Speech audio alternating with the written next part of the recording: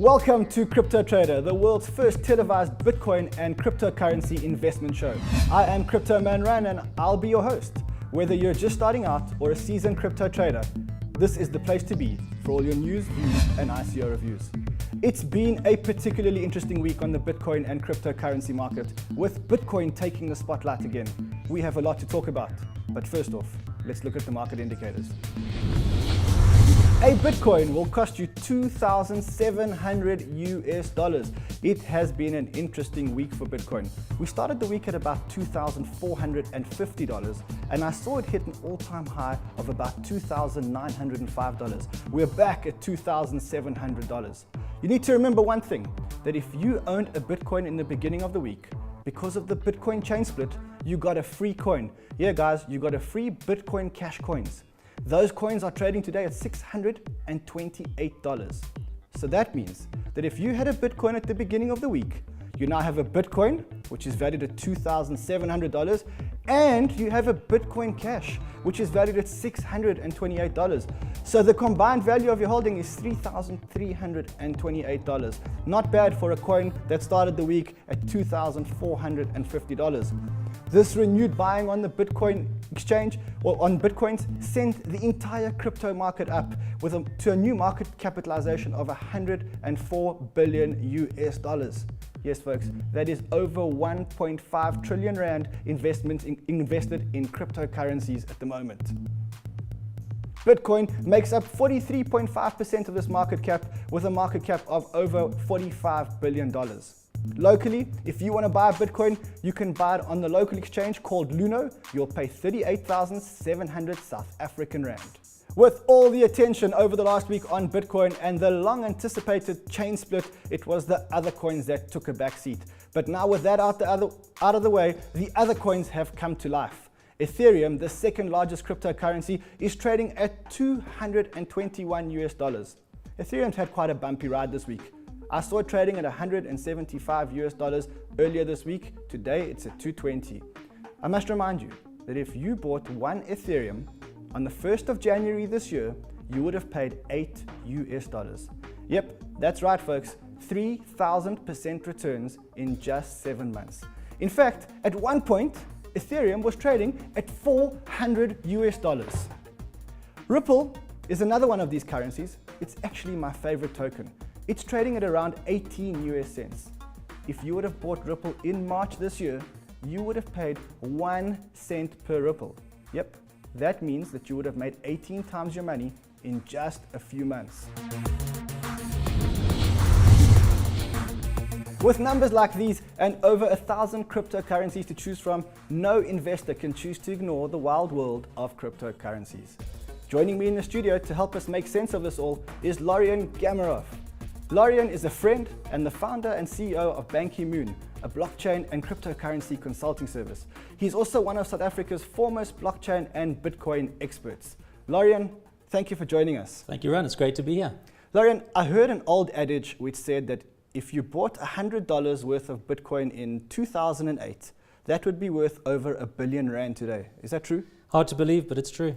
Did you buy Bitcoins in 2008? No, sadly not. When did you buy your first Bitcoins? The first time I bought them was about the middle of 2011 when it was just under $1. And if I promise that I'm not going to tell anyone, would you tell me how many you bought? Well, in those days it was just over 1,000, but sadly I spent a lot of them. Well, Lauren, there's been a lot of talk about Bitcoin, and most of our viewers don't even know what a Bitcoin is. Tell us, what is this thing called Bitcoin? Well, if you understand how a bank works, then you're almost 90% of the way of understanding how Bitcoin works. So a bank will have a database, a ledger with accounts, and those accounts have balances. And every time you want to spend money at the bank, you have to instruct your bank to now go and move money or a balance out of your account into somebody else's. So Bitcoin works almost exactly the same way. The difference, though, is that we don't have a ledger or database that's stored at a central location like a bank. It's actually distributed around the world, and a group of volunteers are processing transactions and doing the same job as the bank. So slow down. If I want to give you 100 Rand worth, I want to give you 100 Rand worth of money. Of Bitcoin? Worth of Bitcoin. How do I do it? What do I do? Well, you have to have them, but it's quite easy. In the same way that you would make a digital EFT or something like that, you would get a digital wallet, and there are many of them on the market today. You load it up with Bitcoin, and then you ask for my address, which is like an account number, and then you just go and send it. So today, if I have money in a bank and I want to give you money, I phone the bank or I log onto a internet portal, and I transfer money to you using the bank. And the bank has this central computer which stores the transaction. So what you're saying is with Bitcoin, there's no central computer? Yes. What do you mean? Exactly. So what we have is these volunteers are actually holding a copy, an exact copy of that ledger, and what they do then is they are listening for transactions, and our transaction will be broadcast to the network in the same way you would broadcast an SMS to a network. These transaction processors, they're called miners, they pick up those transactions, and they every 10 minutes or so they group them together into a block, and then they add that block to their database, eventually making a chain of blocks.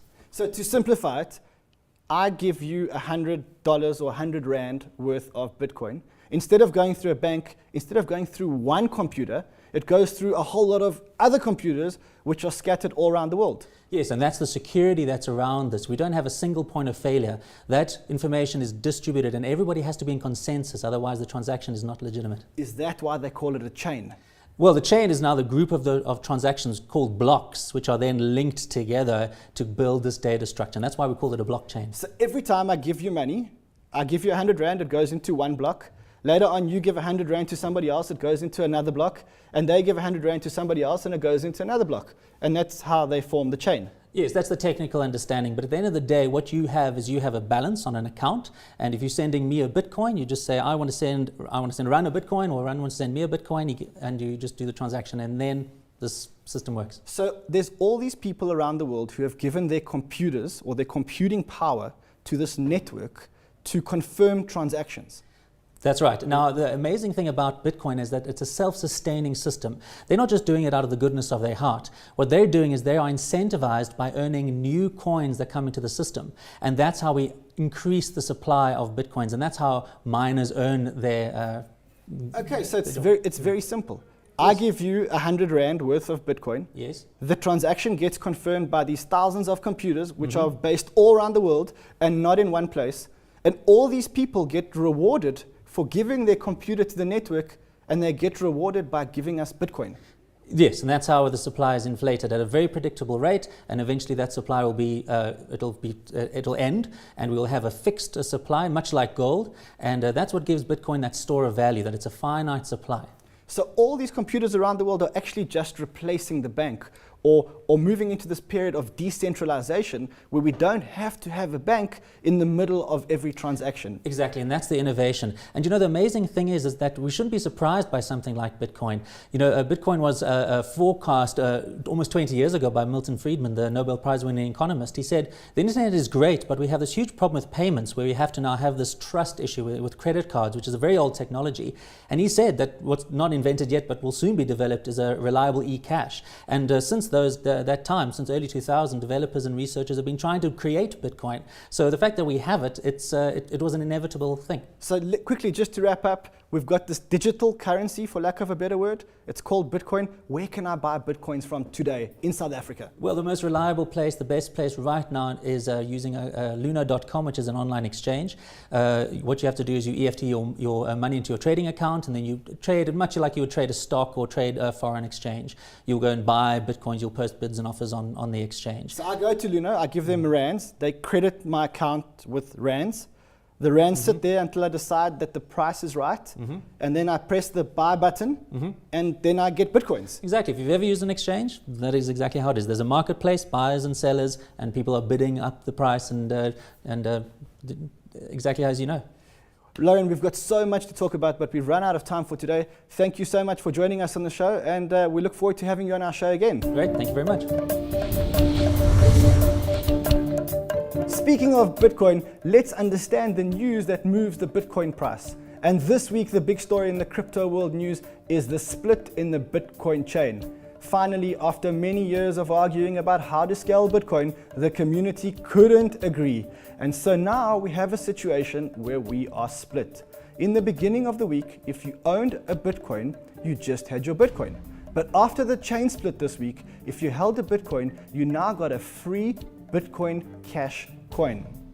Joining us from Silicon Valley in the USA on Skype is Spencer Bogart. Spencer is the Managing Director and Head of Research at Blockchain Capital. I like Spencer because he's a fundamental investment analyst with a history at Wall Street. In fact, when he was at Wall Street, he was one of the only guys that was looking at Bitcoin and wrote the first reports on Bitcoin. Spencer, welcome to our show. Thank you for joining us. What a week it's been for Bitcoin. Thank you so much for having me. After many years of talking about it, the guys have finally split the chain. It means we now have two tokens that came out of the same chain. What does that mean for investors? Yep, it means that investors now have coins on both sides of this chain. So they now have Bitcoin and they now have Bcash. So we're calling it Bcash just to separate the two. And so for investors, it means that now you have two different sets of coins and you can do with them as you please.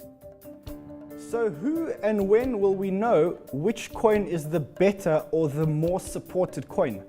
I think it's going to take a while for the market to really shake out here. I mean, I think this has not really gone as expected, right? So if we rewind and go back a couple days ago, or even maybe a week ago, there was a lot of concern leading up to this fork.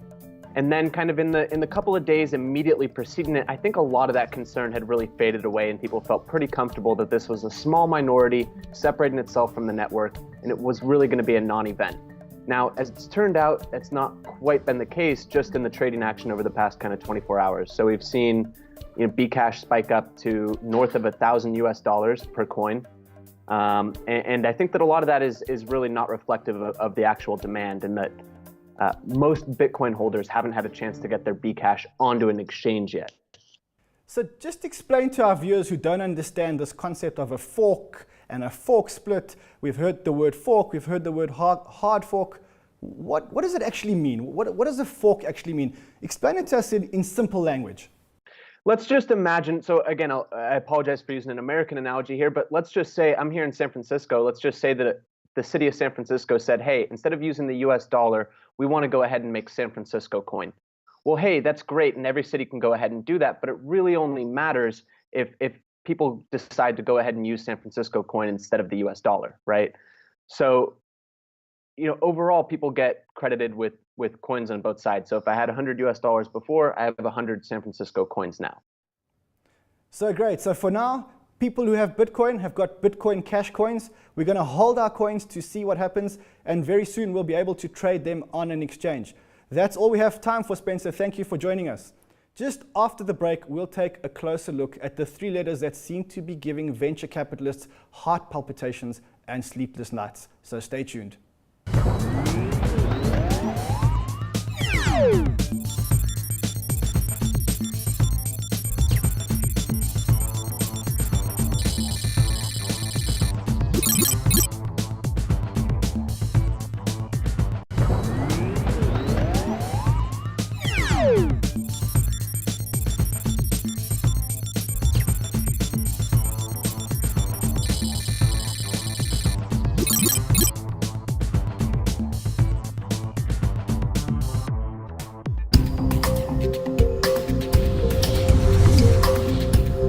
There are three letters that have venture capitalists everywhere feeling, well, a little uncomfortable. With nearly 1,000 new listings this year and over $1.5 billion raised in ICOs seem to be the latest disruption to capital raising. Joining me in the studio today is Michael Stannard, Managing Director of Paper Plane Ventures, a venture capitalist firm focusing on advanced technologies. Mike, thank you for joining us. Pleasure, thanks, Ron. ICO, what is an ICO? Yeah, so as you said, a very disruptive new thing, and ICO essentially stands for Initial Coin Offering. And basically, entrepreneurs and businessmen are raising capital in a new way. And what they're doing is they're going to the market with a cryptocurrency, launching their own coin, and you go and buy those coins. That gives the business coins to work with as capital in their business. Is it like equity? Are you buying equity? Are you buying shares in these companies? So no, you aren't buying equity. You're buying a coin, and the coin will be used in a couple of different ways. The most traditional way we've seen them used is that in order to interact with the company to use their services, you have to actually use the coin. So it's the currency that underpins the services of the company. So let's use a practical example. I'm a computer game manufacturer. I need to raise, say, $1 million to develop a game. I go to a venture capitalist. The venture capitalist says he's not going to give me $1 million because I'm too risky. So what do? Yeah, so the most traditional way that we've seen guys doing this, and as we say, it's a new way of raising capital, you write a white paper, which is basically your business case around why you think people should invest in your business. And then you have that on your website, generally a couple of videos explaining what's happening. And then investors will come and read that, say, cool, I want to invest in Run's new company. I know Run is great and his business will be great. So basically, I'm this computer game developer. I write this white paper, or for lack of a better word, something like a prospectus or a business plan, and I post it on my website, and then I invite people to buy coins or tokens to play my computer game in the future, yeah? Yes, so these tokens have been bought in one of two ways. Some people are buying them because they believe the value of the token will increase, and otherwise you buy the token because you actually want to use the services. So what is the actual use for a token? Actually, the token use in my example is just to play the computer game, yeah?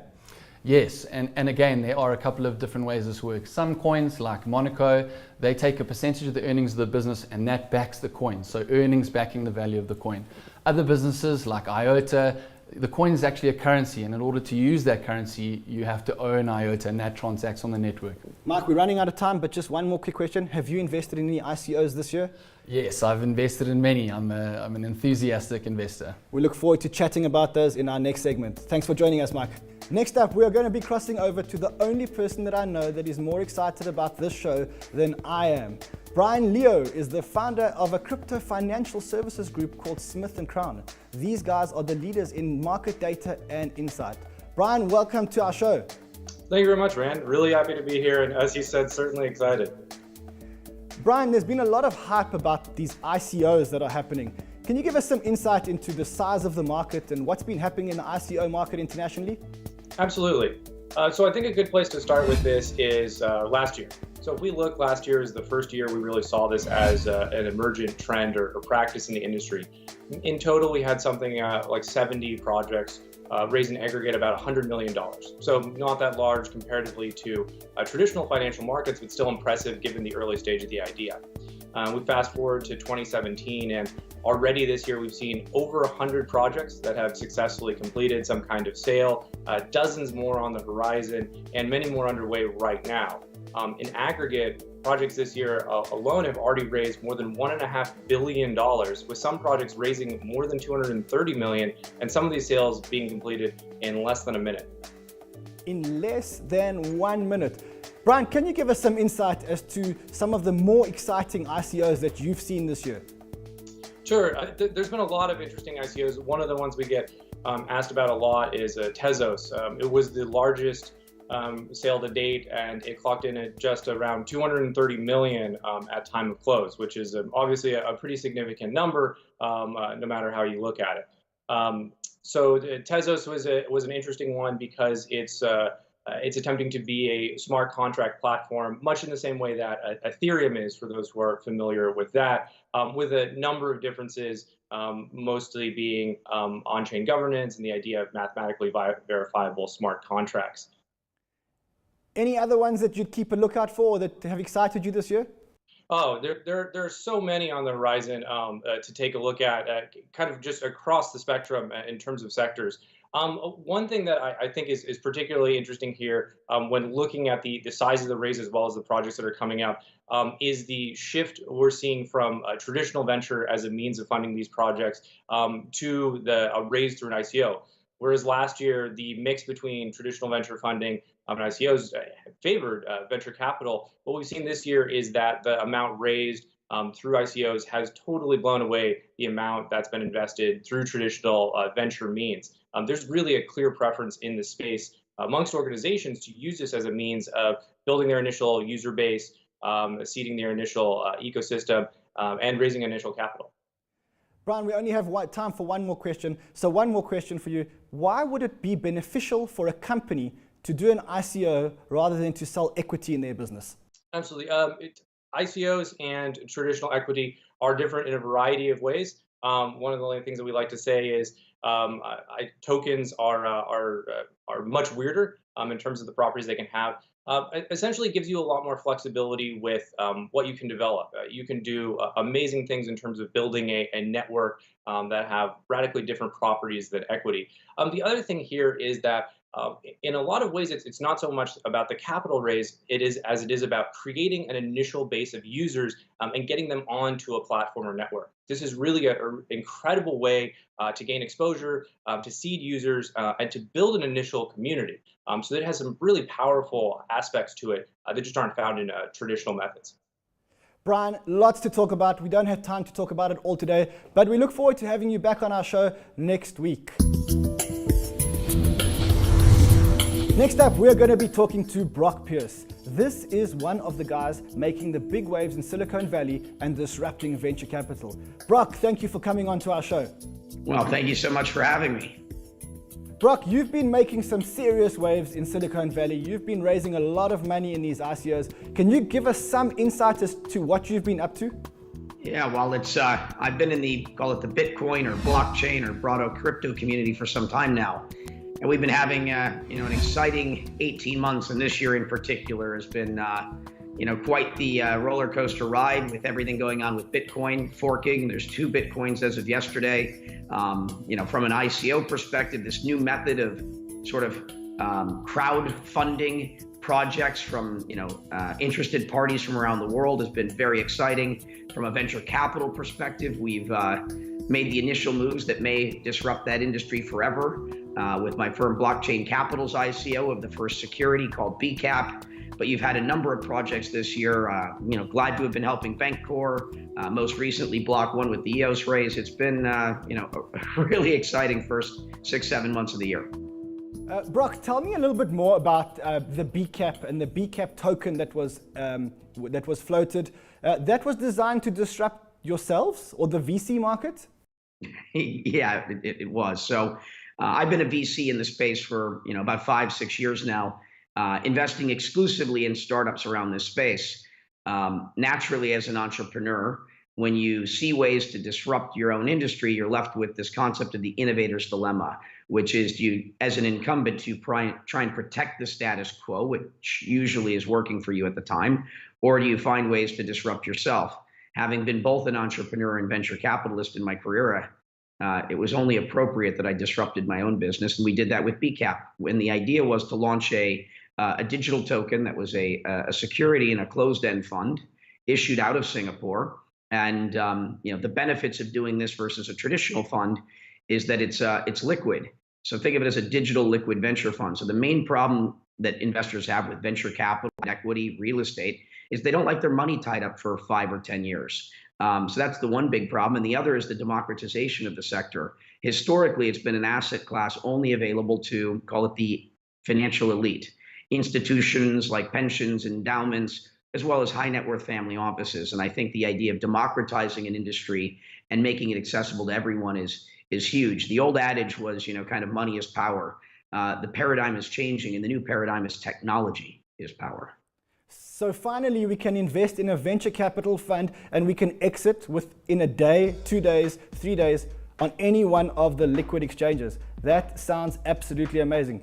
Brock, we don't have much more time, but are there any other exciting projects that we should be looking at? Anything else that you're working on? Yeah, I would definitely be paying attention to the things at Block One and EOS. That's one of the most exciting sort of new projects in the space, but it's not just there. This new technology is more disruptive than the internet is, and the advice I'd give to everyone in the world is, try to understand what this is. When you first heard about the internet in the earlier mid-90s, and you started to understand with the earliest of applications just the benefits of simple things like email. It's something we should all be aware of, and the advice I'd give to people is, get out there, understand it. This is huge. The internet hit 7 trillion during the run-up in '99. This sector's at 100 billion, and the implications of it are far greater. A very interesting sector indeed. 100 billion or just over 1 trillion rand market cap. Brock, thank you so much for joining us. It seems we've run out of time, but join us next week at the same time, at the same place for another jam-packed episode of Crypto Trader. Next week, we'll be taking an in-depth look at Ethereum, the cryptocurrency created by the 20-year-old Russian that is now trading at a market cap of over $20 billion. Until next week, you can get us on Twitter at CryptoManRun. And remember, if you're going to trade, buy low, sell high. That's the rule.